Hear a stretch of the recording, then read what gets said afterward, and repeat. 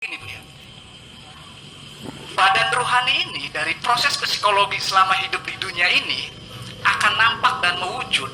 Itu perjalanannya sangat panjang. Nah, bagaimana cara mengurainya? Proses perjalanan rohani kita dari barjah sampai pada titik puncaknya, kata Mula Sadra al-harakatuz zahoriyah, gerak kesempurnaan, menemui Tuhannya. Wa illa rabbiha nadhir. Jadi apapun yang kita simpan dalam hati, termasuk zikir-zikir kita, misalkan ya rozak, itu akan membentuk badan rohani di alam rohani kelak nanti.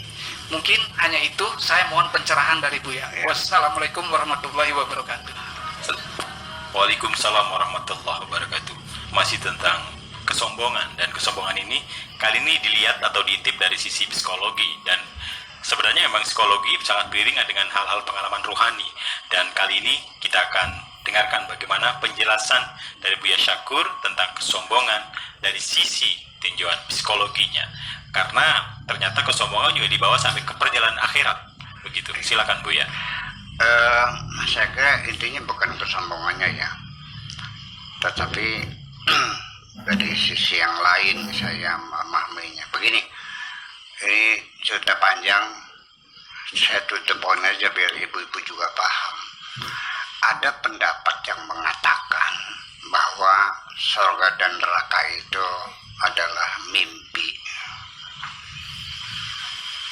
dari badannya, dari jasad roh kita itu, namanya jasad ruh. Jadi kalau ada orang melihat roh, itu bukan rohnya, dia adalah jasadnya ya. Karena kita nanti di akhirat itu sekalipun sudah menjadi makhluk rohani, kita saling mengenal. Ini Imam Syafi'i, ini Kang Dona, nah ya jasad, karena dia berjasad gitu. Dan nanti pada intinya roh itu tetap kita tidak tahu. Wah, di penghujungnya kita akan dipaksa mengatakan tidak tahu. Ya, karena itu adalah kulli ruhun min amri rabbi, itu urusan Tuhan semuanya itu. Kalau meneliti boleh, tidak dilarang, boleh meneliti macam.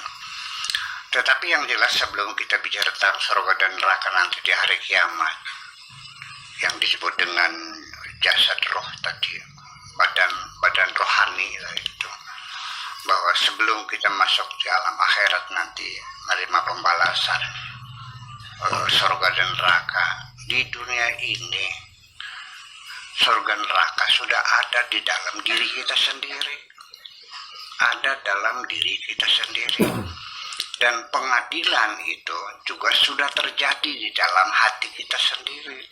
Jadi pengadilan Tuhan nanti hari kiamat ditimbang beratnya apa itu mithqala dzarratin khairan yarah wa may ya'mal mithqala dzarratin khairan yarah wa may ya'mal mithqala dzarratin syarran yarah. Sekecil sebesar atom pun akan kelihatan. Itu di akhirat. Di dunia sendiri itu bahwa setiap kita melakukan dosa, kita sudah disiksa dalam jasad kita. Setiap kita berbuat kebaikan-kebaikan, sebelum nanti kita masuk ke neraka, ke surga, kita sudah mendapatkan surga itu sendiri di dunia ini. Karena pengadilan itu sudah terjadi, dan setiap saat 24 jam ya, pengadilan Tuhan berlangsung pada diri kita sendiri. Namanya Mahkamatul Tomir. Mahkamatul Tomir itu mahkamah hati nurani. Kalau pengadilan negeri itu kerjanya lelet ya. Sampai sidang Jessica itu berapa? Sampai 38 kali sidang ya. Dan toh di akhirnya putusannya adalah tidak berdasarkan direct evidence, pakai circumstances evidence, berdasarkan keyakinan hakim ya, pendidiknya ya. Karena tidak ada bukti si Jessica itu memasukkan racun ke kopi Vietnamnya Mirna ya, itu nggak ada, di CCTV nggak ada. Hanya diduga ada tas yang menutupi gelasnya, itu tidak ketahuan ya, tidak bisa dibuktikan.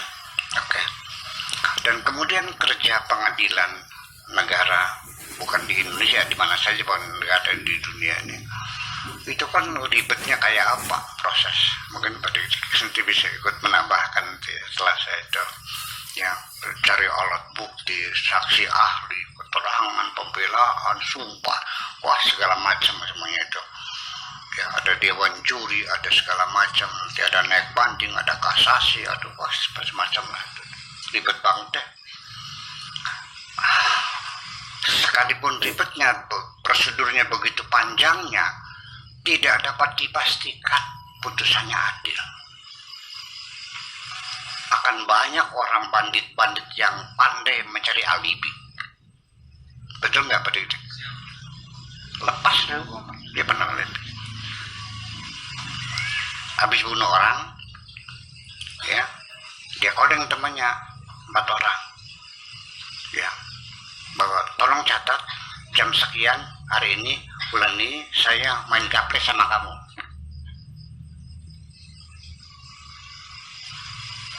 Oke, kasih 1 miliaran. Dia tertuduh sama. Saya tidak ada di tempat itu. Waktu terjadi peristiwa itu, saya berada di Surabaya. Saya main gaple. Dengan siapa? Anu panggil. Saksi bersumpah, betul. Selesai. Tidak mungkin orang di Surabaya bisa membunuh di Jakarta pada detik yang sama. Selesai. Ini salah satu alibi aja. Makanya teori-teori Agatha Christie gitu. Ketika seorang penjahat itu bisa merampok supaya dia bisa manipulasi, tidak bisa tertangkap, tahu nggak sembunyinya di mana? Di kantor polisi. Ajak polisi, ya maksudnya selkan, ya udah salam, mau cari di mana? Itu banyak lah, saya lebih paham begitu.